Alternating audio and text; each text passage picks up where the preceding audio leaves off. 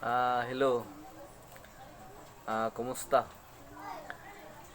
Hinaut nga naata sa mayong kahimtang taliwala sa pagpadayon sa pagsulay sa tibok kalibutan karon nga pinaagi nini tungod sa coronavirus. O atong mahibaluan, padayon ta sa pagpahibalo ini nga kini ilhanan lamang nga hapit na gyud mobalik ang Ginoo sumala sa gisulti niya dinhi sa balaan nga kasulatan. O padayon ko sa paghimo og mga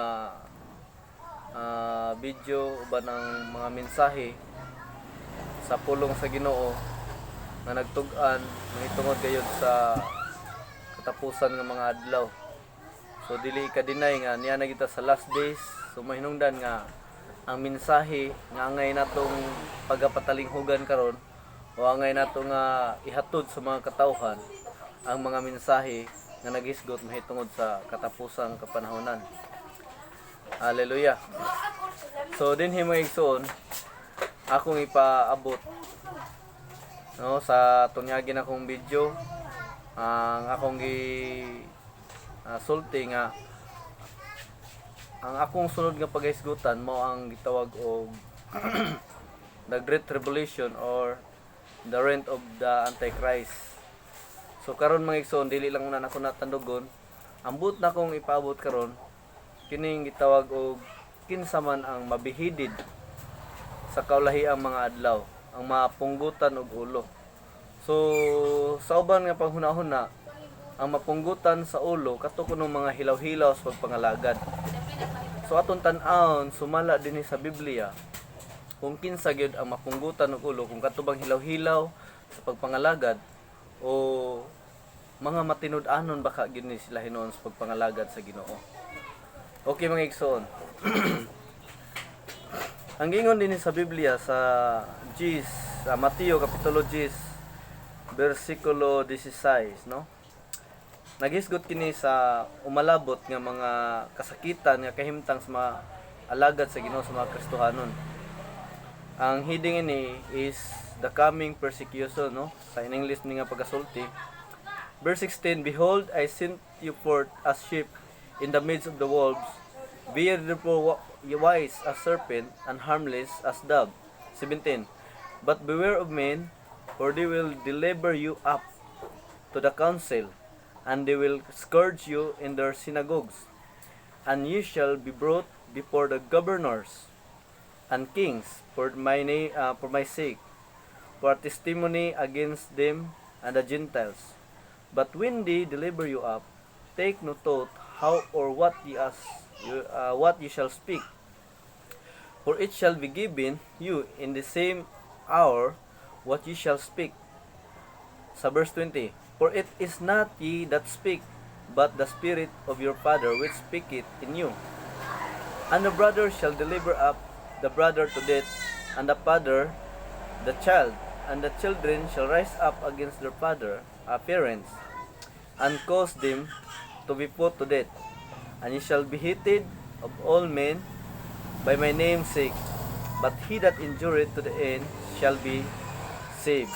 But when they persecute you in this city, flee ye unto the another. For verily I say to you, ye shall not have gone over the cities of Israel till the Son of Man come. Okay, so ang gisgutan nini mga igsoon mahitungod gihapon sa umalabot nga mga kasakitan. Ang isultian nini sa Ginoo nga mo undergo nini walay lain mao gyud ang mga Kristohanon, no? Nga matod pa dinhi taralon or bihagon padulong sa ilahang mga sinagoga, or taralon ta dakpon ta patubangon ta sa ilahang council o ngadto sa mga sinagog, ilahang mga sinagoga, no? Unya nagisgot po dinhi nga itugyan ta ngadto sa kamatayon. Ang mga igsoon mutugyan ngadto sa kamatayon. Sa igsoon ang amahan mutugyan siyang mga anak ngadto sa kamatayon, ang mga anak mutugyan sa kamatayon ngadto siyang mga igsoon. So mo na siya nga posible nga mahitabo nga ang gisultian sa Ginoo nini mga Kristohanon gyud ug dunay gi mahitabo nga mamatay. pagapatyon naa gyud.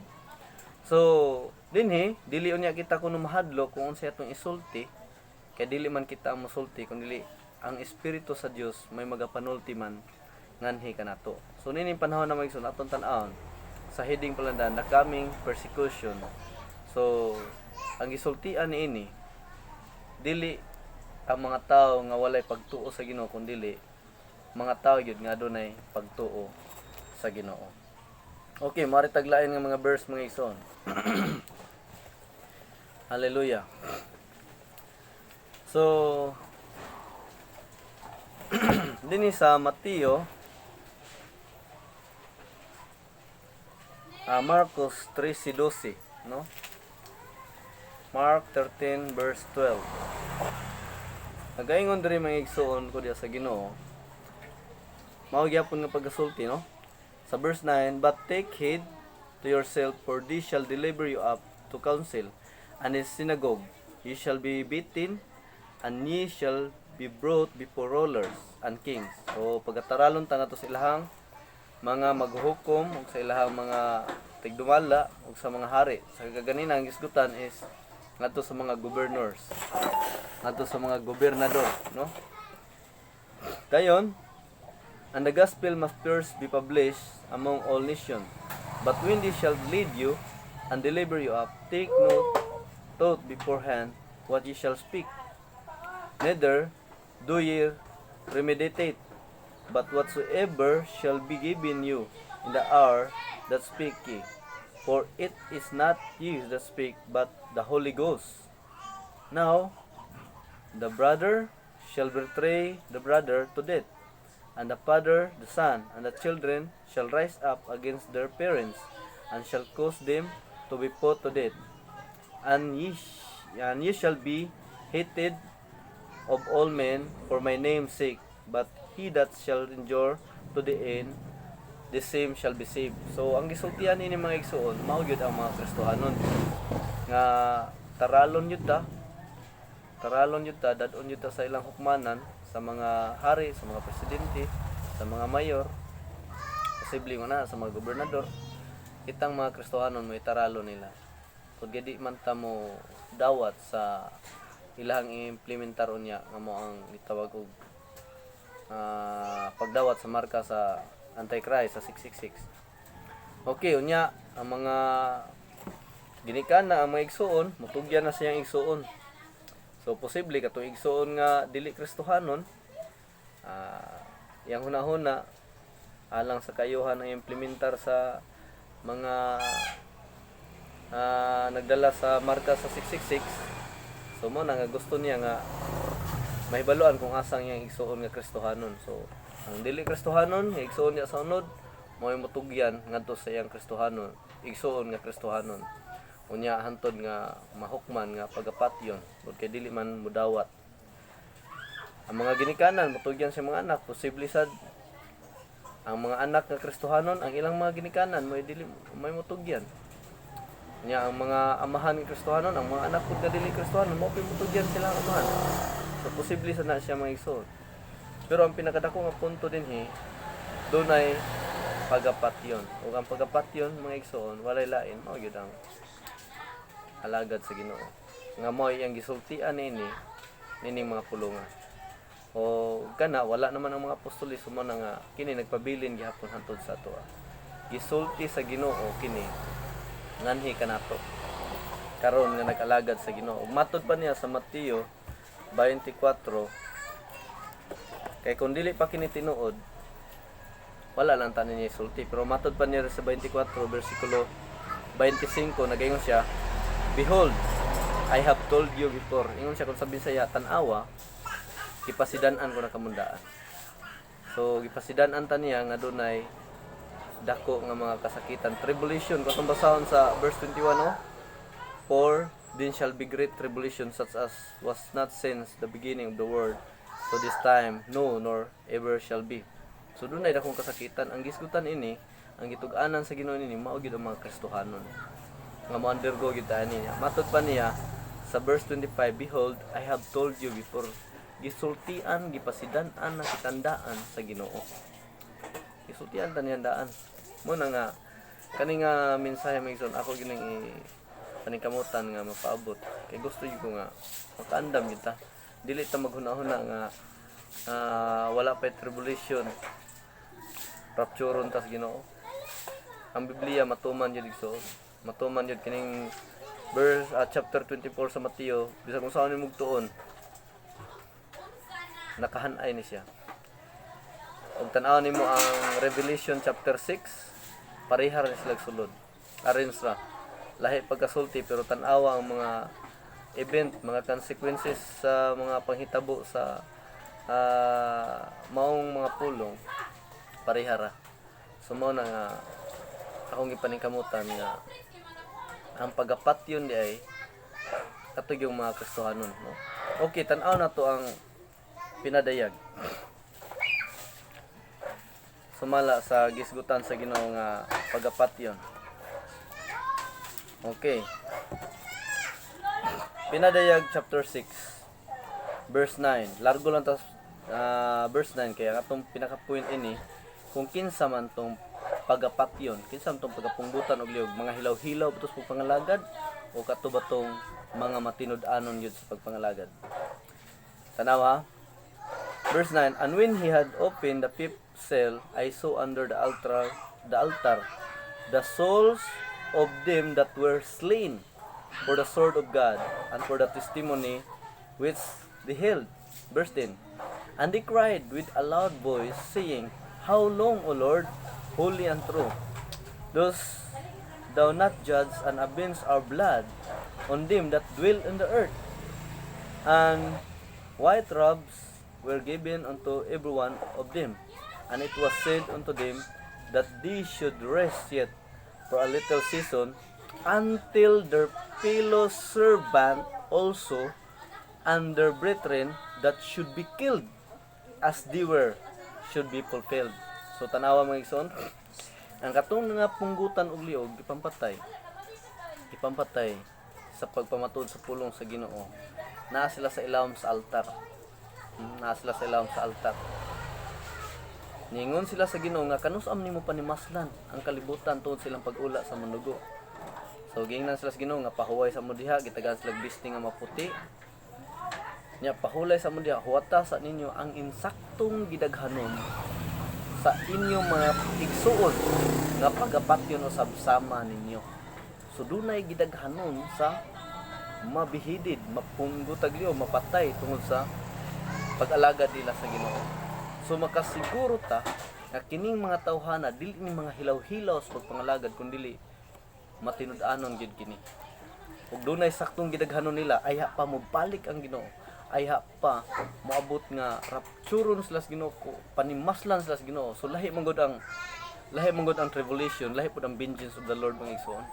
Mao nay among nakita uban sa grasya kaluoy sa Dios na sa manual gi-appeal niya ang revelation ug ang vengeance of the Lord gi-appeal gilampurnas tanan. Pero lahi mga igsoon, ang tribulation kasakitan sa mga Kristohanon, while rapturon tas Ginoo ayha pa ang vengeance panimalo sa Dios. Ipahamtang wala na ta diri, usa panimalan sila sa Dios. So mo na nga kining mga tawhana nga napunggutan og liog o napatay tungod sa ilang pag-alagad sa Ginoo, dili ni mga hilaw-hilaw para sa ko. Padayon ta sa ubang bahin mga igsoon. Hallelujah.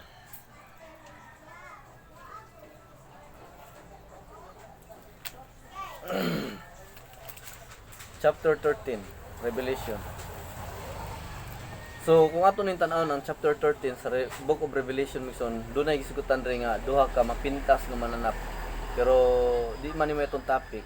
Sunod ato ning gisigutan kung kinsa ning duha ka mapintas nga mananap. Ari lang ta sa verse 10. Nagaingon rin sa verse 10 mison, chapter 13 Revelation, verse 10. He that led it into captivity shall go into captivity. He that killeth with the swords must be killed with the sword. Here is the patience and the faith of the saints. Imagine mga igsoon, siya kuno nga madakpunon, kinahanglan nga madakpan gyud siya. Siya nga patyunon pinagi-espada, mapatay gyud siya. Then matod pa dinhi kinahanglan dinhi ang pagkamahinantuson ug ang pagtuo sa mga balaan, sins, mga balaan, mga katawhan sa Dios, mga Kristohanon nga mga matinud-anon, dili hilaw-hilaw kay sins, mga holy people of God, mga holy people of God yun mga igsoon, holy people of God. So tanawa kini nga panahon mga igsoon kato ning hisgutan niya, kini nga panahon yun is tribulation, kasakitan. Hallelujah. Panahon yun siya sa tribulation. Mo na nga undergo gyud ta. So another verse mga igsoon.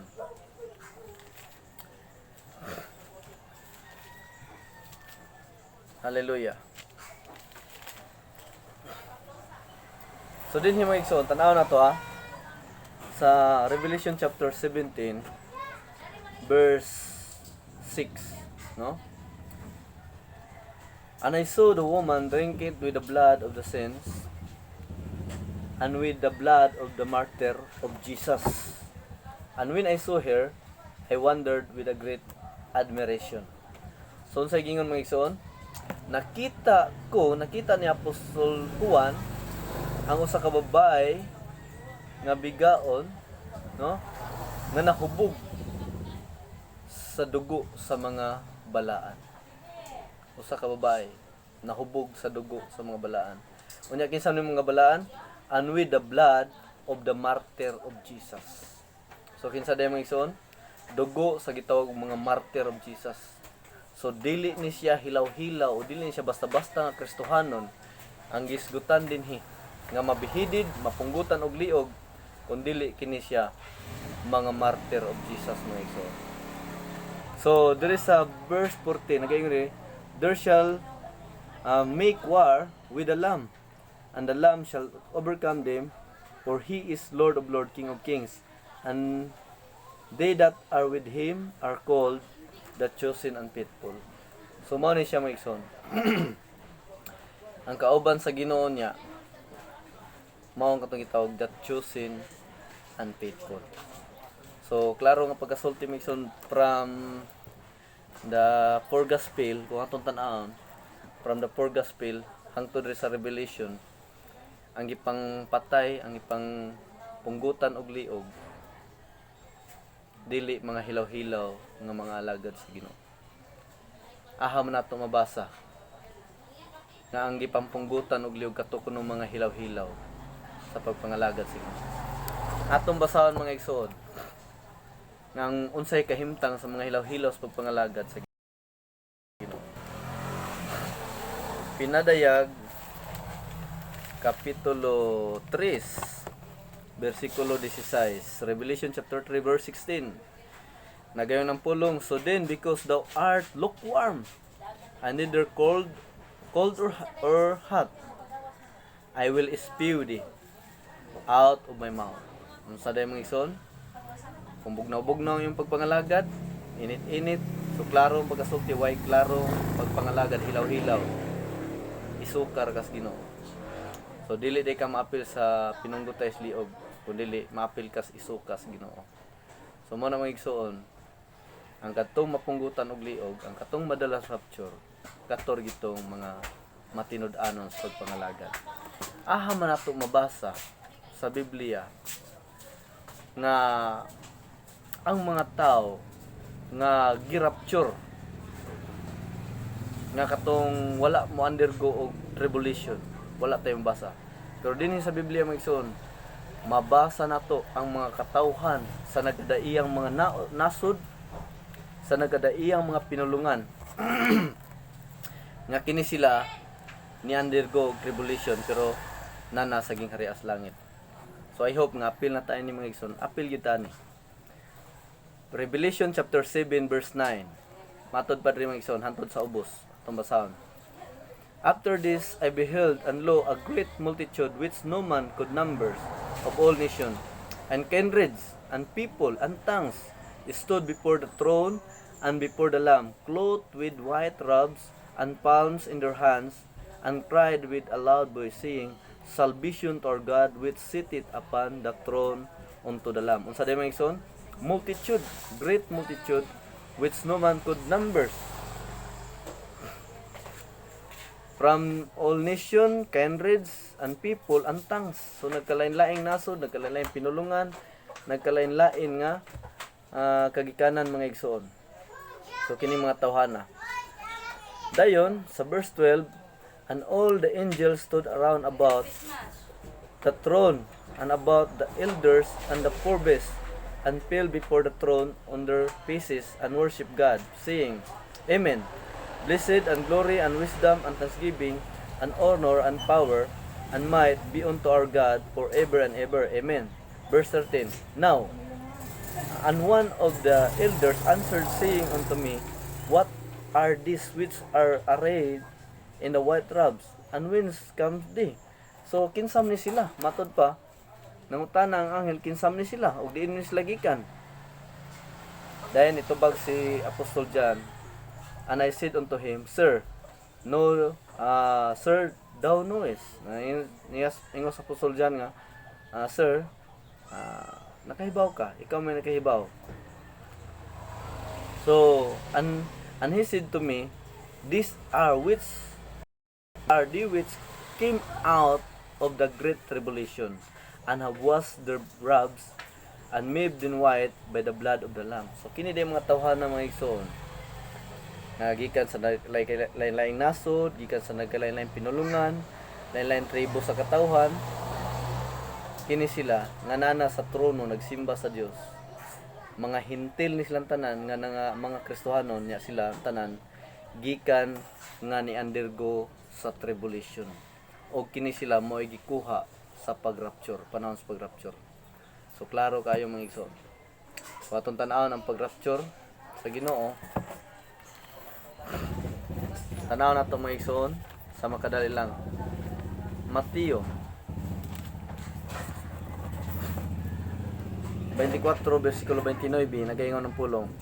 Immediately after the tribulation of those days. Immediately after the tribulation of those days.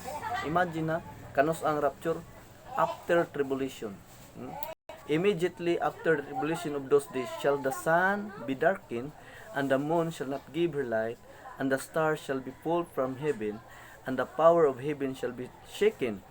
And then shall appear the sign of the Son of Man, the sign of the Son of Man in heaven. And then shall all the tribes of the earth mourn. No? Imagine, ang kaning mga tribe of the earth mourn, katuning mga unbelievers.